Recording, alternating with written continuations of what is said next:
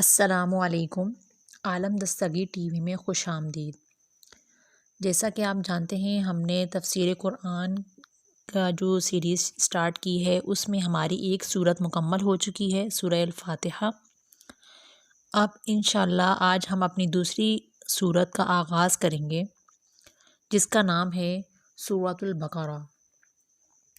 تو چلیے سب سے پہلے ہم آیت کو پڑھ کر اس کا ترجمہ سن لیتے ہیں، پھر اس کے بعد اس کی تفسیر بھی جان لیتے ہیں۔ اعوذ باللہ من الشیطان الرجیم، بسم اللہ الرحمن الرحیم، الف لام میم، ذالک الکتاب لا ریب فیہ ھدی للمتقین۔ ترجمہ کنز ایمان۔ وہ بلند رتبہ کتاب قرآن کوئی شک کی جگہ نہیں، اس میں ہدایت ہے ڈر والوں کو۔ صراط الجنان سے تفسیر سن لیجئے۔ الف لام میم قرآن پاک کی 29 سورتوں کے شروع میں اس طرح کے حروف ہیں، انہیں حروف مقطعات کہتے ہیں۔ ان کے بارے میں سب سے قوی قول یہ ہے کہ یہ حروف اللہ تعالیٰ کے راز ہیں اور متشابہات میں سے ہیں۔ ان کی مراد اللہ تعالیٰ جانتا ہے اور ہم ان کے حق ہونے پر ایمان لاتے ہیں۔ حروف مقطعات کا علم اللہ تعالیٰ کے علاوہ کسی اور کو حاصل یا نہیں۔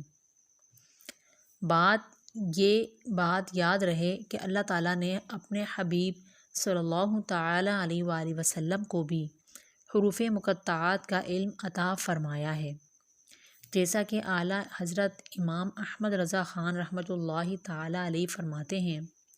قاضی بیضاوی رحمۃ اللہ تعالیٰ علیہ انوار التنزیل میں سورتوں کی ابتدائیہ یعنی حروف مقطعات کے بارے میں فرماتے ہیں، ایک قول یہ ہے کہ یہ ایک راز ہے جسے اللہ تعالیٰ نے اپنے علم کے ساتھ مخصوص فرمایا ہے۔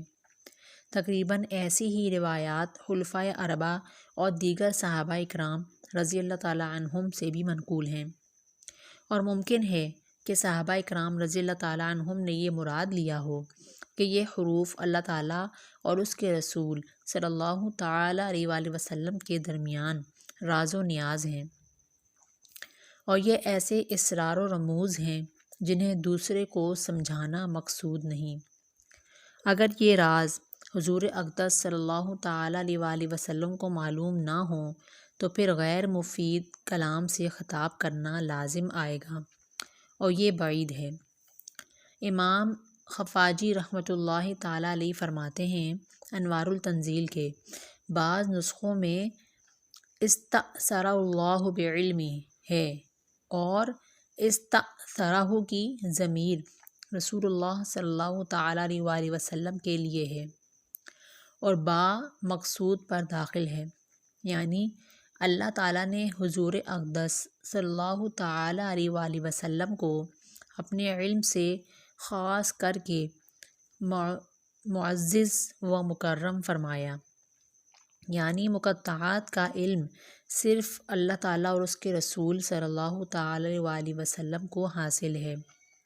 اس معنی کو اکثر سلف اور محققین نے پسند فرمایا ہے۔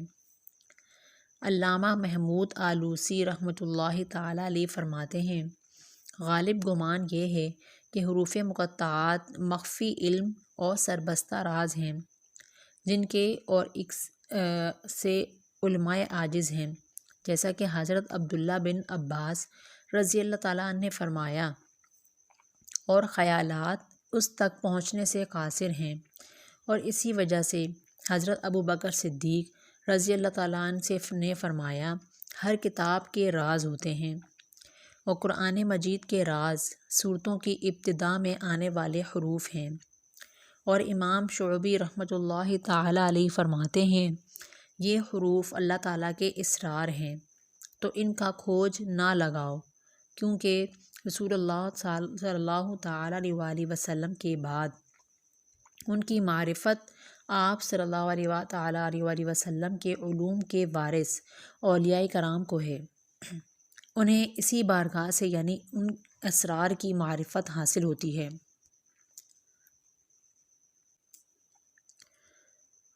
اور کبھی یہ حروف خود انہیں اپنا معنی بتا دیتے ہیں، جیسے نبی کریم صلی اللہ تعالیٰ علیہ وآلہ وسلم کے ہاتھوں میں کنکریوں نے تسبیح کے ذریعے کلام کیا، اور گو اور ہرن حضور اقدس صلی اللہ تعالیٰ علیہ وآلہ وسلم سے ہم کلام ہوئے، جیسا کہ ہمارے آباء و اجداد یعنی اہل بیت رضی اللہ تعالیٰ عنہم سے یہ بات حروف مقطعات کا علم ہونا صحت سے ثابت ہے۔ بلکہ جب کوئی بندہ قرب نوافل کے درخت کا پھل چنتا ہے تو وہ ان حروف کو اور اس کے علاوہ کے علم کو اللہ تعالیٰ کے علم کے ذریعے جان لیتا ہے۔ اور جہاں تک اس بات کا تعلق ہے کہ بعض علماء نے یہ کہا ہے کہ اگر ان کا کوئی مفہوم نہ ہو تو ان کے ساتھ خطاب محمل خطاب کی طرح ہوگا۔ یہ بات ہی محمل ہے اگرچہ اسے کہنے والا کوئی بھی ہو، کیونکہ اگر تمام لوگوں کو سمجھانا مقصود ہو تو یہ ہم تسلیم نہیں کرتے، اور اگر صرف ان حروف کے مخاطب کو سمجھانا مقصود ہو اور وہ یہاں رسول اللہ صلی اللہ تعالیٰ علیہ وآلہ وسلم ہیں، تو اس میں کوئی مومن شک نہیں کر سکتا کہ سرکار دو عالم صلی اللہ تعالیٰ علیہ وآلہ وسلم ان کا معنی جانتے ہیں، اور اگر اس سے بعض لوگوں کو سمجھانا مقصود ہے تو ارباب ذوق کو ان کی معرفت حاصل ہے، اور وہ الحمدللہ امت محمدیہ میں کثیر ہیں، اور ہم جیسوں کا ان کی مراد نہ جاننا نقصان دہ نہیں، کیونکہ ہم تو ان بہت سے افعال کی حکمت بھی نہیں جانتے جن کی ہم مکلف ہیں، جیسے جمرات کی رمی کرنا، صفا و مروہ کے درمیان سعی کرنا، رمل اور استباء وغیرہ، اور ان جیسے احکام میں اطاعت کرنا سر تسلیم خم کرنے کی انتہا پر دلالت کرتا ہے۔ لا ریب، کوئی شک نہیں، آیت کے اس حصے میں قرآن مجید کا ایک وصف بیان کیا گیا ہے۔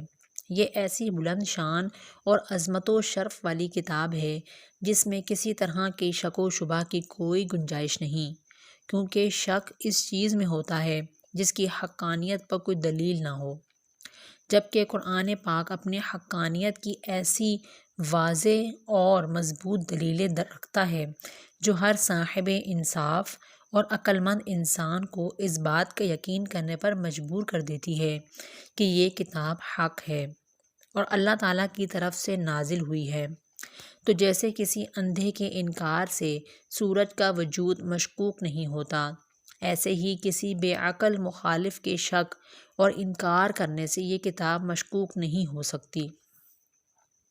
ھدی للمتقین، ڈرنے والوں کے لیے ہدایت ہے۔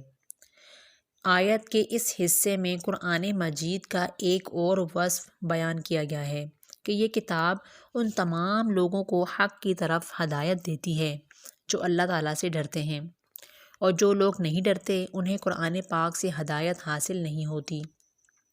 یاد رہے کہ قرآن پاک کی ہدایت و رہنمائی اگرچہ مومن اور کافر ہر شخص کے لیے عام ہے، جیسا کہ سورہ بقرہ کی آیت نمبر 185 میں اللہ تعالیٰ نے ارشاد فرمایا، ھدی للناس، یعنی قرآن مجید تمام لوگوں کے لیے ہدایت ہے۔ لیکن چونکہ قرآن مجید سے حقیقی نفع صرف متقی لوگ حاصل کر سکتے ہیں، اس لیے یہاں ھدی للمتقین یعنی متقین کے لیے ہدایت فرمایا گیا۔ تقوی کا معنی کیا ہے؟ سن لیجئے۔ تقوی کا معنی ہے نفس کو خوف کی چیز سے بچانا، اور شریعت کی اصطلاح میں تقوی کا معنی یہ ہے کہ نفس کو ہر اس کام سے بچانا جسے کرنے یا نہ کرنے سے کوئی شخص عذاب کا مستحق ہو، جیسے کفر و شرک، کبیرہ گناہوں، بے حیائی کے کاموں سے اپنے آپ کو بچانا، حرام چیزوں کو چھوڑ دینا اور فرائض کو ادا کرنا وغیرہ۔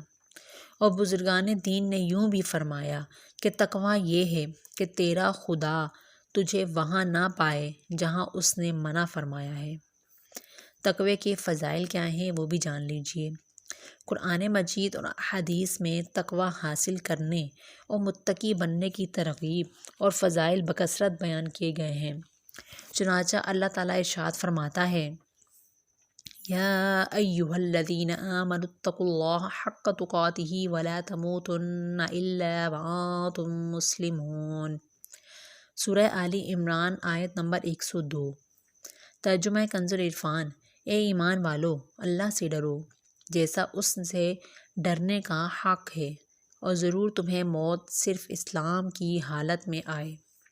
اور ارشاد فرمایا، یا ایہا الذین آمنوا اتقوا اللہ وقولوا قولا سدیدا یصلح لکم اعمالکم ویغفر لکم ذنوبکم ومن یطع اللہ ورسولہ فقد فاز فوزا عظیما۔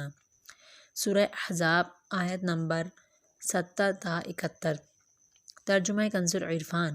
اے ایمان والو، اللہ سے ڈرو اور سیدھی بات کہا کرو۔ اللہ تمہارے اعمال تمہارے لیے سنوار دے گا اور تمہارے گناہ بخش دے گا، اور جو اللہ اور اس کے رسول کی فرمانبرداری کرے اس نے بڑی کامیابی پائی۔ حضرت عطیہ سعدی رضی اللہ تعالیٰ عنہ سے روایت ہے کہ رسول کریم صلی اللہ تعالیٰ علیہ وآلہ وسلم نے ارشاد فرمایا، کوئی بندہ اس وقت تک متقین میں شمار نہیں ہوگا جب تک کہ وہ نقصان نہ دینے والی چیز کو کسی دوسری نقصان والی چیز کے ڈر سے نہ چھوڑ دے، یعنی کسی جائز چیز کے ارتکاب سے ممنوع چیز تک نہ پہنچ جائے۔ حضرت ابو سعید رضی اللہ تعالیٰ عنہ سے روایت ہے کہ نبی کریم صلی اللہ تعالیٰ علیہ وآلہ وسلم نے ارشاد فرمایا، تمہارا رب عز و جل ایک ہے، تمہارا باپ ایک ہے، اور کسی عربی کو عجمی پر فضیلت نہیں ہے، نہ عجمی کو عربی پر فضیلت ہے، نہ گورے کو کالے پر فضیلت ہے، نہ کالے کو گورے پر فضیلت ہے، مگر صرف تقوی سے۔ حضرت انس رضی اللہ تعالیٰ عنہم سے روایت ہے کہ حضور پرنور صلی اللہ تعالیٰ علیہ وآلہ وسلم نے ارشاد فرمایا، تمہارا رب عز و جل ارشاد فرماتا ہے، اس بات کا مستحق میں ہی ہوں مجھ سے ڈرا جائے، اور جو مجھ سے ڈرے گا تو میری شان یہ ہے کہ میں اسے بخش دوں گا۔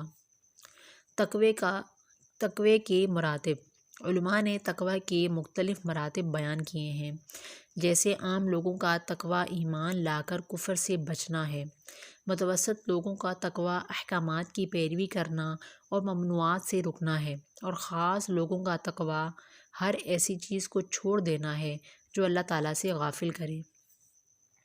اور اعلیٰ حضرت امام رضا احمد خان علیہ رحمۃ الرحمن کے فرمان کے مطابق تقوی کی 7 قسمیں ہیں۔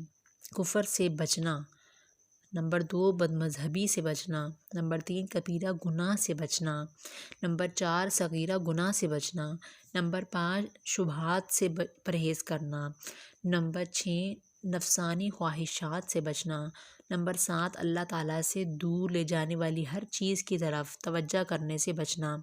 اور قرآن عظیم ان 7 مرتبوں کی ہدایت دینے والا ہے۔ اللہ تعالیٰ ہمیں متقی اور پرہیزگار بننے کی توفیق عطا فرمائے، آمین۔ اب اجازت چاہتے ہیں، اللہ حافظ۔